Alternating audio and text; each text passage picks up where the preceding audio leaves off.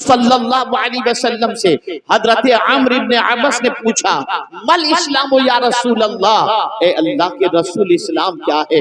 अब जो इस्लाम हुजूर ने बताया, इतना बड़ा मजमा यहाँ पर मौजूद है, पूरी दुनिया के अंदर बड़ी आबादी मुसलमानों की मौजूद है, मुल्क के अंदर बेशुमार मुसलमान मौजूद हैं। मैं चाहता हूँ कि उन मुसलमानों की जिंदगी में वो इस्लाम जो पैगंबर रहमत ने बताया, उस इस्लाम को तलाश करो। तो मैं यकीन के साथ कह सकता हूँ, उस इस्लाम को जब हम मुसलमानों की जिंदगी में तलाश करेंगे तो दूर तक वो इस्लाम नजर आता दिखाई नहीं देगा। आप सोचते होंगे वो इस्लाम कौन सा है। जब पैगंबर रहमत सल्लल्लाहु अलैहि वसल्लम से पूछा गया, मल इस्लाम या रसूल अल्लाह, ए अल्लाह के रसूल इस्लाम क्या है, तो मेरे आका सल्लल्लाहु अलैहि वसल्लम ने फरमाया, तीबुल कलाम। एक मुसलमान जब जबान खोले तो उसकी जबान से निकलने वाले कलेमात पाकीज़ा हों।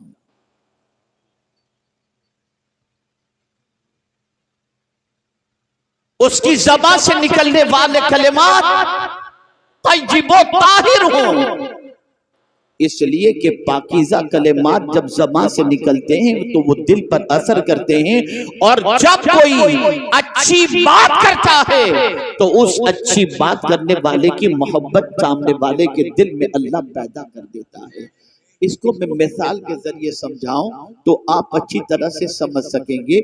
आप किसी दुकान पर सामान खरीदने के लिए गए, आपने एक पीस निकलवाया, नहीं यार ये अच्छा नहीं है, दूसरा बताओ, दूसरा निकलवाया, ये भी अच्छा नहीं है, तीसरा निकाला, और कोई डिजाइन हो तो बताओ, और कोई डिजाइन हो तो बताओ, और कोई आइटम हो तो बताओ।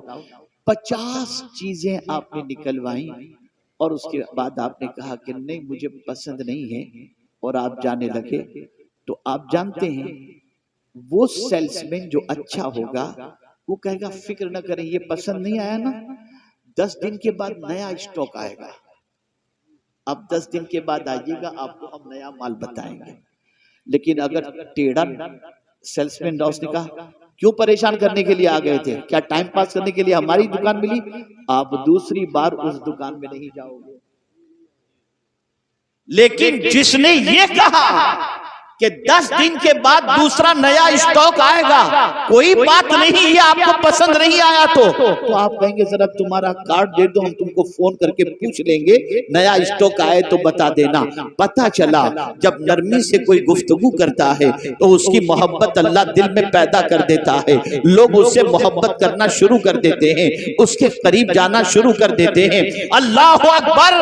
डॉक्टरों को यही सिखाया जाता है, डॉक्टर को बात करने का लहजा सिखाया जाता है, बात करने का अंदाज सिखाया जाता है। इसीलिए मरीज जब किसी तबीब के पास जाता है और 1000 बड़ी बीमारी में गिरफ्तार हो, लेकिन तबीब कहते हैं आप फिक्र न करो, सब ठीक हो जाएगा, उसकी मुस्कुराहट से मोहब्बत भरे जुमलों की बुनियाद पर बीमार की आधी बीमारी की छुट्टी हो जाया करती है। पता चला अच्छे कलाम की तासीर हुआ करती है। आप लोगों से मिले और मिलते वक्त क्या करता है, इस तरीके से बात करेंगे, कोई आपसे दोबारा मिलने की ख्वाहिश नहीं रखेगा। लेकिन आप मिलेंगे, कब आए, कैसे हैं, घर वाले कैसे हैं, तो मुलाकात की तमन्ना पैदा होगी। या रसूल अल्लाह आपकी अज़मतों पर कुर्बान, ऐसा ढंग हमें सिखा दिया कि दुनिया हमसे नफरत नहीं हमसे मोहब्बत करे। लेकिन हम ही कम नसीब हैं कि आपके तरीके को छोड़कर नफ्स और शैतान की उकसाहटों के शिकार बन गए। आज हमारे लबो लहजे को देख लीजिए, हमारे बात करने के अंदाज को देख लीजिए। हमारी कौम तो पहचानी ही जाती है माँ बहन की गालियों से।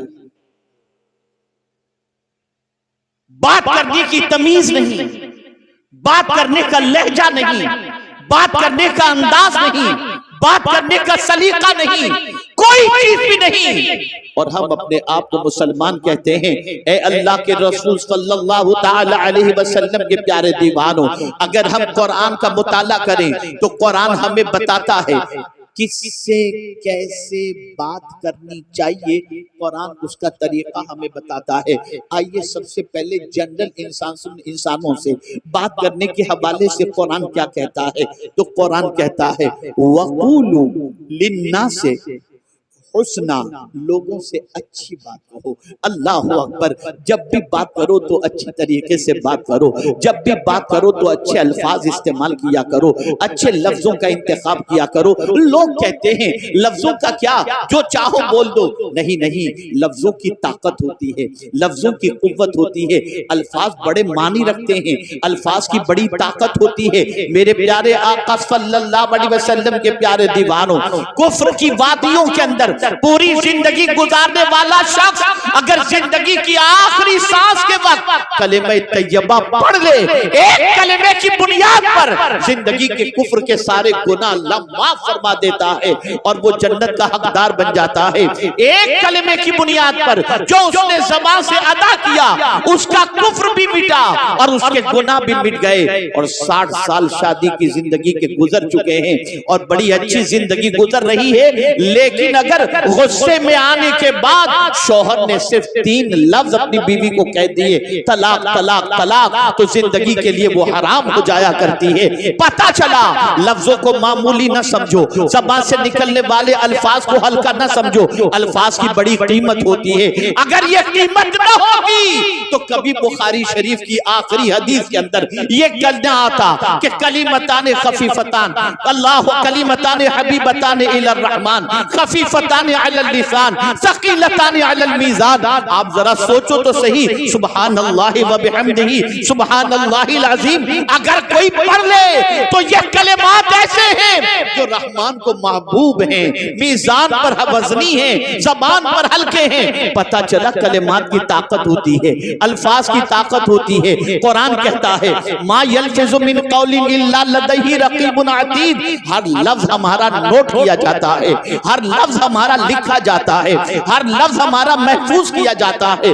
मेरे प्यारे आका सल्लल्लाहु अलैहि वसल्लम के प्यारे दीवानों, आप जरा देखें, जनरल इंसानों से बात करनी हो तो कुरान कहता है वक़ूलु लिन्नासि हुस्ना, लोगों से अच्छी बात कहो। और खुद हुजूर से फरमाया वक़ुल लिइबादी यक़ूलु लती हिया अहसन, मेरे महबूब मेरे बंदों से कह दो जब भी बोले तो अच्छी बात,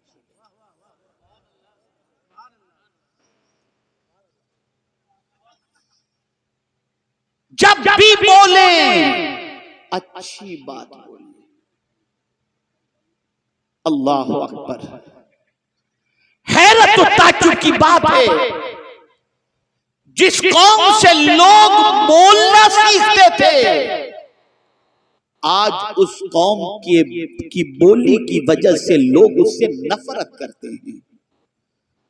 आज आप जरा देखो, मुझे एक आयत याद आ रही है, मेरे पास वक्त की थोड़ी किल्लत भी है, जल्दी निकलना भी है। एक बात मैं अर्ज करता हूं, आज क्या हो रहा है, फहाशी फैल रही है ना, बदकिरदारी फैल रही है, बुराई फैल रही है, और इस तरह से फैल रही है कि अल-अयाज़ु बिल्लाह, बाप भी फहाशी में गिरफ्तार, माँ भी, बेटा भी, बेटी भी, इल्ला माशाअल्लाह। आप कहेंगे माँ बाप, बाप बेटा, भाई बहन, बेटी सब, जी हाँ साहब। सीरियल देखने के लिए जब बैठते हैं, कौन से ऐसे मनाजिर होते हैं जो अच्छे हों। माँ भी देख रही है, बेटी भी देख रही है, बेटा भी देख रहा है, बहू भी देख रही है। जिसका तज़किरा करना बाप के सामने बेटे के लिए हिजाब और शर्मिंदगी होती थी, आज वही चीज सब मिल करके बैठ रहे हैं, मिल करके बैठ करके देख रहे हैं। ये सारी चीजें हो रही हैं। अब जानते हैं दौरे जाहिलियत में क्या होता है इस फहाशी के सिलसिले में। अल्लाह अकबर। जब उस दौर के अंदर लोगों से कहा जाता कि फहश काम ना करो, ये बेहयाई है, बेहयाई से बचो, फहाशी से बचो, तो कुरान कहता है कि जो उन्होंने कहा था, मेरे वो भाई जो बाप बन चुके हैं या मुस्तकबिल में शादी के बाद बाप बनने वाले हैं, कुरान की इस आयत को पेश नजर रखें। वल्लज़ीना इज़ा फ़अलू फ़ाहिशा क़ालू वजदना अलैहि आबाअना वल्लाहु अमरना बिहा।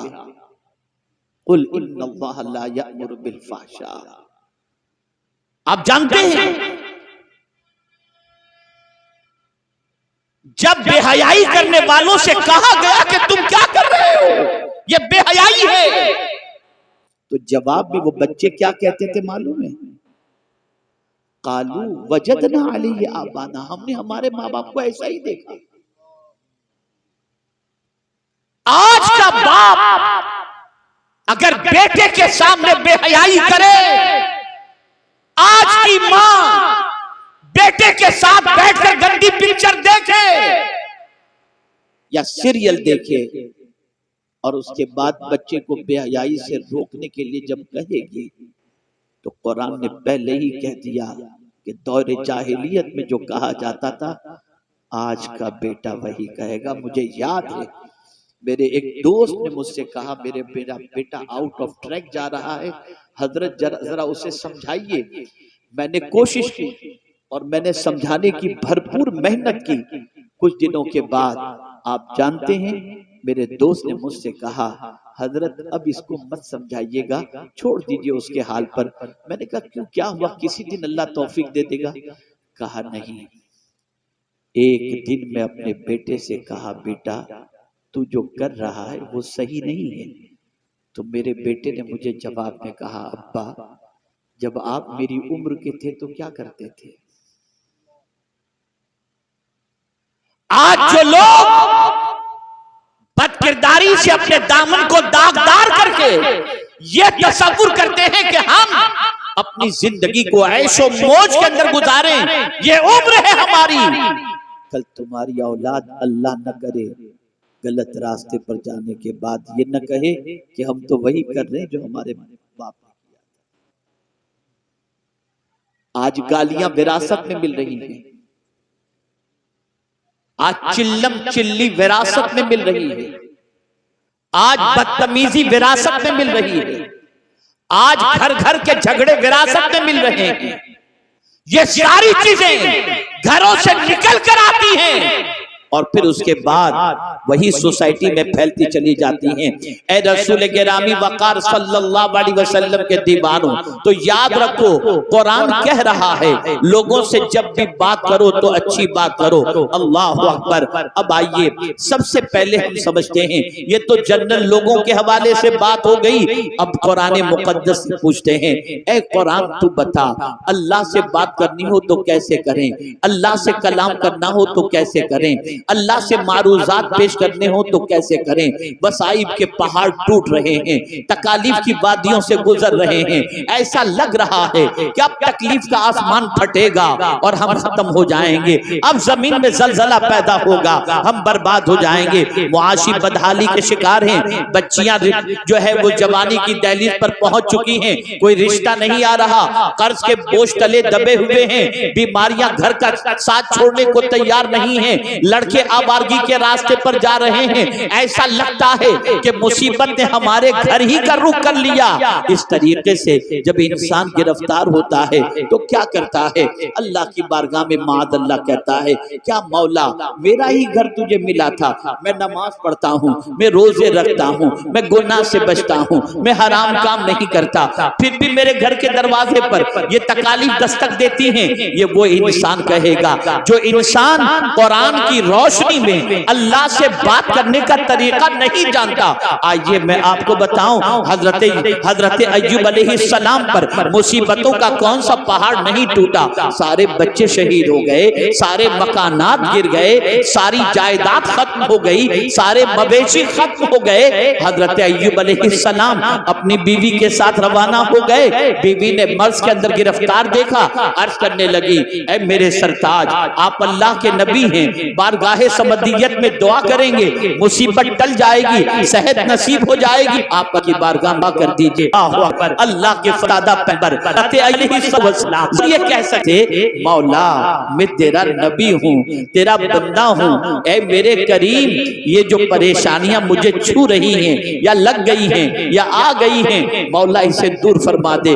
नहीं नहीं, अंदाज सिखाते हैं कि अल्लाह के बंदो तुम्हें तकलीफ जब आ जाए, जब मुसीबतें तुम्हारे दरवाजे पर दस्तक दें और जब तुम परेशानियों में घिर जाओ तो तुम्हारी जबान से अल्लाह की बारगाह में कैसे कलेमात निकलने चाहिए। अल्लाह अकबर।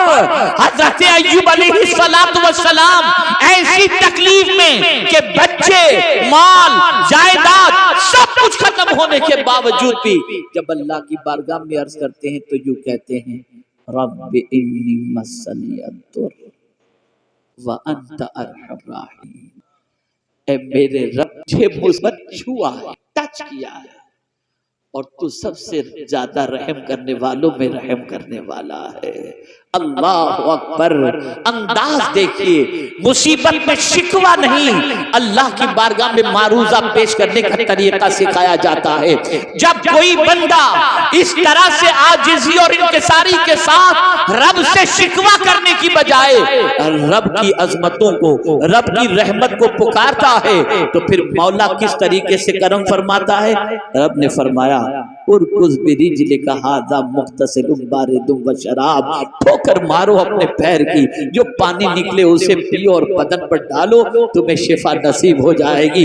हजरत अय्यूब अलैहिस्सलाम ने ठोकर मारी, पानी का चश्मा निकला, पानी पिए और जिस्म पर लगाए, सारा मर्द खत्म हो गया, जवानी भी पलट आई। आप अंदाजा लगाएं तो रब ने भी फरमाया, इन्ना वजदनाहु साबिरा निअमल अब्द। क्या ही अच्छा बंदा है। पता चला ए रसूल आजम के दीवानों, जिस तरीके से राहत खुदा की तरफ से है, तकलीफ भी खुदा की तरफ से है। इसीलिए सूफियाई के नाम की जबान पर कभी शिकवा नहीं होता था। जिस तरीके से हम राहतों का इस्तेमाल करते हैं, वो अल्लाह की तरफ से आने वाली मुसीबतों का इस्तेमाल करते थे। इसलिए कि वो कहा करते थे कि राहत के अंदर हमारी खुशी का भी दखल है, लेकिन मुसीबत में तो सिर्फ खुदा की खुशी का दखल है। इसलिए कि वो चाहता है तभी मुसीबतें आती हैं। ऐ रसूल गिरामी वक़ार सल्लल्लाहु अलैहि वसल्लम के दीवानों, तो अल्लाह की बारगाह में कैसे अर्ज करना चाहिए, ये तरीका कुरान सिखा रहा है। हुजूर की बारगाह में कैसे अर्ज करना चाहिए। अल्लाहु अकबर। तो कुरान कहता है, या अय्युहल्लज़ीना आमनू ला तक़ुलू राइना वक़ुलू उन्ज़ुरना। अल्लाहु अकबर। या रसूल अल्लाह, नजर करम कीजिए। रसूल आजम की बारगाह में जब अर्ज करना हो तो इस तरीके से अर्ज करो। और अल्लाहु अकबर, रसूल की आवाज पर अपनी आवाज को बुलंद न करो। आज तक आपने सुना है कि तकवा उसको कहा जाता है जो बंदा अल्लाह से डरे, उसे तकवा, जो गुनाहों से बचे उसे तकवा। लेकिन तकवा का एक अंदाज कुरान ने यह भी बता दिया और इस तकवे का मेयार इतना बुलंद बता दिया कि जिसकी कोई इंतहा नहीं। कुरान कहता है, इन्नल्लज़ीना यग़ुद्दूना अस्वातहुम इंदा रसूलिल्लाह उलाइका अल्लज़ीना इम्तहनल्लाहु क़ुलूबहुम फित्तक़वा। अल्लाहु अकबर। जो रसूल के सामने अपनी आवाज को पस्त रखते हैं, अल्लाह ने उनके दिल को तकवा के लिए चुन लिया है। ये रसूल की बारगाह का अदब है। वहां ढंग है, बात करने का तरीका सिखाया जा रहा है। माँ बाप से कैसे बात की जाए, माँ बाप से कैसे बात की जाए, तो कुरान कहता है, अल्लाहु अकबर, वक़ज़ा रब्बुका अल्ला तअबुदू इल्ला इय्याहु व बिल वालिदैनि इहसाना इम्मा यबलुगन्ना इंदकल किबरा अहदुहुमा औ किलाहुमा फला तक़ुल लहुमा उफ़ वला तनहरहुमा वक़ुल लहुमा क़ौलन करीमा। अल्लाहु अकबर। बहुत सारे यहाँ दानिश्वर होंगे, तबीब होंगे, डॉक्टर होंगे, साइकोलॉजिस्ट होंगे, साइक्रेटिस्ट होंगे, जानते हैं कि बूढ़े की साइकोलॉजी क्या होती है। एक माँ या बाप जब बुढ़ापे की दहलीज पर पहुंच जाए, अरमान सारे खत्म हो जाते हैं। अच्छे पहनने का अरमान नहीं, अच्छे खाने का अरमान नहीं, अच्छे घर का अरमान नहीं, अच्छी गाड़ी का अरमान नहीं, इसलिए कि उम्र के उस हिस्से में पहुंच चुके हैं जहां बस जिंदगी कट रही है। तो बुढ़ापे में एक बाप अपनी औलाद से क्या चाहता है, एक माँ अपनी औलाद से क्या चाहती है। अल्लाह अकबर। कुरान ने उस नफ्सियात को सामने रख करके बुढ़ापे के ही दौर को याद करवाया और फरमाया, इम्मा यबलुगन्ना इंदकल किबरा अहदुहुमा औ किलाहुमा। जवान की बात नहीं फरमाई कि जब तुम्हारे माँ बाप जवान हो तो उफ न कहो। हालांकि जवानी में भी उफ नहीं करना चाहिए, लेकिन अगर तुम्हारे माँ बाप में से कोई बुढ़ापे को पहुंच जाए तो उन दोनों में से किसी को उफ भी न कहो, उन्हें झिड़को भी नहीं। मेरे करीम उनसे कैसे बात करें? तो कुरान कहता है वकुल्लहुमा कौलन करीमा, उनसे इज्जत से बात करो, उनसे प्यार से बात करो। बुढ़ापे की दहलीज पर पहुंचने वाले माँ बाप अपनी औलाद से किसी और चीज की तमन्ना नहीं रखते, एक ही तमन्ना रखते हैं, बच्चा मुझसे प्यार से बात तो करे। यार जब देखो तब झिड़कता रहता है, इस उम्र में हम कहाँ जाएं, ये बाप कहता है। लेकिन जब एक बच्चा अपने बाप के बुढ़ापे के पहुंचने के बाद, माँ के बुढ़ापे में पहुंचने के बाद जब नरमी से बात करता है, शफकत से बात करता है, प्यार से बात करता है, बेटा सो रहा होता है, माँ की दुआएं बाब इजाबत से टकरा रही होती हैं। ए अल्लाह, बुढ़ापे में जिस तरह से मेरी औलाद ने मुझे सुकून की दौलत अता फरमाई, तू भी इसे सुकून की दौलत से माला माल कर देना। बुढ़ापे में माँ, लेकिन आज बुढ़ापे में बाप को बुढ़ा कहा जाता है, डेड स्टॉक कहा जाता है, झिड़का जाता है, खुसट कहा जाता है, न जाने क्या क्या कहा जाता है। यह सब इसलिए कहा जाता है कि तुमने कुरान से किससे कैसे बात की जाए तुमने ये सलीका नहीं सीखा, ये तरीका नहीं सीखा। अरे यहाँ तक सरबराहे ममलिकत से बात करनी हो, वक्त के हुक्मरान से बात करनी हो, खुदा की कसम उसका तरीका भी कुरान सिखाता है। आओ मैं तुम्हें बताऊं, हजरत मूसा अलैहिस्सलाम को, हजरत हारून अलैहिस्सलाम को, दोनों को जब रब कदीर फिरऔन की तरफ भेजता है तो फरमाता है वकूला लहू कौलन लय्यिना, तुम दोनों उससे नरमी से बात करना। अल्लाह अल्लाह, अंदाज तो देखिए कुरान का, किस किस से कैसे बात की जाए, कुरान ढंग सिखाता है। बस एक आखिरी बात अर्ज कर दूं, इसलिए कि वक्त इजाजत नहीं देता कि मजीद इस पर गुफ्तगू कर सकूं। आप जानते हैं यहां तक कि मांगने वाला दरवाजे पर साइल आए, उससे कैसे बात की जाए उसका अंदाज भी कुरान सिखाता है। मांगने वाले से, माह रमजान आ रहा है, लाइन लगेगी हर किस्म के मांगने वालों की। कुछ अपने लिए मांगेंगे, कुछ कौम के लिए मांगेंगे, कुछ आपकी आखिरत के लिए मांगेंगे, कुछ आपके फायदे के लिए मांगेंगे, सारी चीजें होंगी। तो कोई कहेगा कल आना, क्या बार बार दरवाजे पे आते हो, ये सारी चीजें। लेकिन कुरान ने बताया कौलुम मारूफुन खैरुम मिन सदक़तिन यतबउहा अज़ा।